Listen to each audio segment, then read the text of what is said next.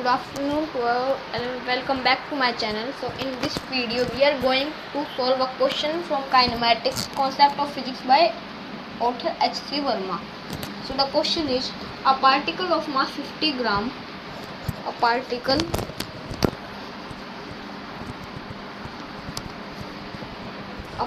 of mass 50 grams moved on a straight line. The variation of speed with time is shown in the following figure. Find the force acting on the particle at time 2 second, 4 second and 6 second. हमें एक particle दे रखा है जिसका जो मास है वो है 50 ग्राम. हमें जो कि एक स्ट्रेट लाइन पे चल रहा है, उसमें जो वेरिएशन है स्पीड को इस ग्राफ पे गिवन है. तो हमें फाइंड करना है force acting on the particle जो कि अलग अलग टाइम पे हो रहा है. एट 2 सेकेंड पे कितना, 4 सेकेंड पे कितना, 5 सेकेंड, 6 सेकेंड पे कितना. तो इसमें जो मास है वो 2 सेकेंड, 4 सेकेंड और 6 सेकेंड के लिए तो सेम ही रहेगा मास. लेकिन जो एक्सेलरेशन है इसमें वो बढ़ रहा है, कांस्टेंट है, फिर डीएक्सेलरेट हो रहा है. तो इसमें फोर्स का फॉर्मूला होता है आपका मास इनटू एक्सेलरेशन. वो मास दे रखा आपको 50 ग्राम. अब एक्सेलरेशन हमें नहीं पता, तो हमें 3 फेज के एक्सेलरेशन निकालने होंगे. क्योंकि तीन टाइम पे 3 सेकंड में अलग अलग एक्सेलरेशन हो रहा है. 2 वाले के लिए A1, 4 वाले के लिए A2 एंड 6 वाले के लिए A3. अब देखिए जो ये 1 सेकंड, 1 सेकंड, 2 सेकंड और 3 सेकंड है, कांस्टेंट एक्सेलरेशन हो रहा है. कांस्टेंट मतलब इन तीनों पे जो एक्सेलरेशन है वो कांस्टेंट है. इन तीनों टाइम में जो एक्सेलरेशन वो कांस्टेंट है.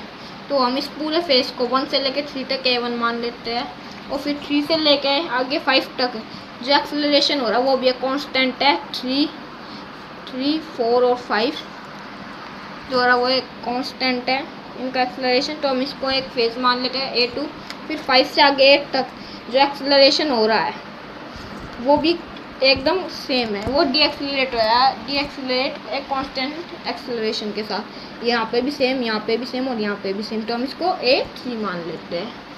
तो पहले A1 का निकाल. और आपको पता होगा चेंज इन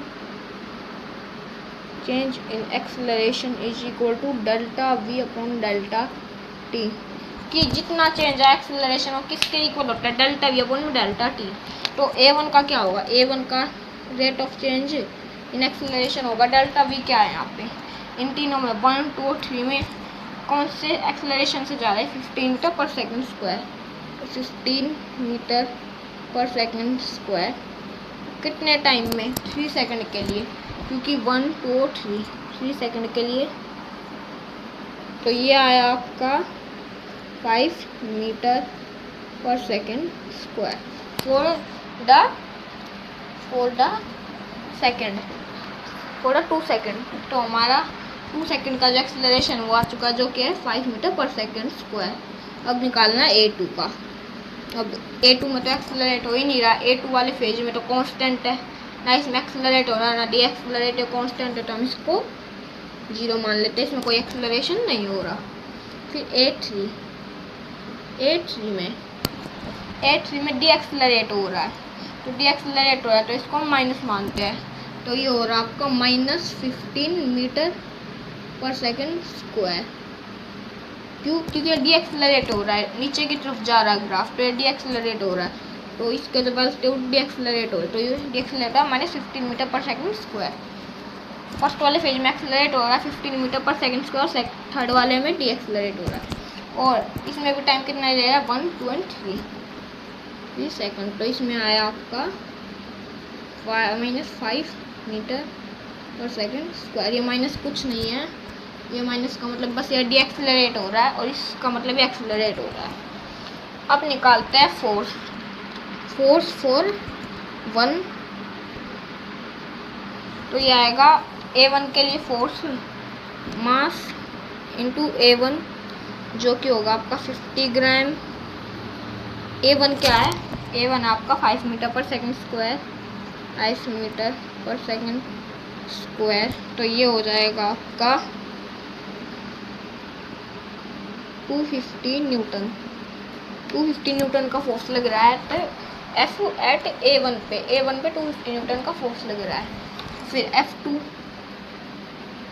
पे लग रहा है आपका मास इंटू A2। अब इसमें F2 मास क्या है 50 ग्राम, और एक्सेलरेशन तो यहाँ पे 0 क्योंकि यहाँ पे कोई एक्सेलरेशन नहीं हो रहा।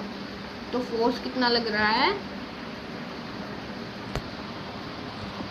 हाँ, मीटर पर सेकेंड स्क्वायर।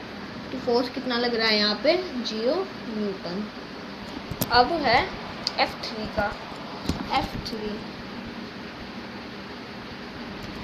F3 में इस माइनस को भूल जाना है, फिर लिखना तो लिख लेना है, बस इसका कोई डायरेक्शन से मतलब है, इसका कोई नेगेटिव मतलब डायरेक्शन से मतलब कोई नेगेटिव 5 नहीं है, ये सिर्फ इसका मतलब ये डीएक्सेलरेट हो रहा है। तो यहाँ पे F3 में मास और A3, तो ये होगा आपका F3 मास 50 ग्राम इंटू A3 कितना, A3 आपका -5 लिख सकते हो क्योंकि डीएक्सेलरेट हो रहा है, -5 मीटर पर सेकेंड स्क्वायर। तो ये आया आपका -250 न्यूटन। सो फर्स्ट फेज में 250 न्यूटन का फोर्स लग रहा है इसको एक्सेलरेट होने में।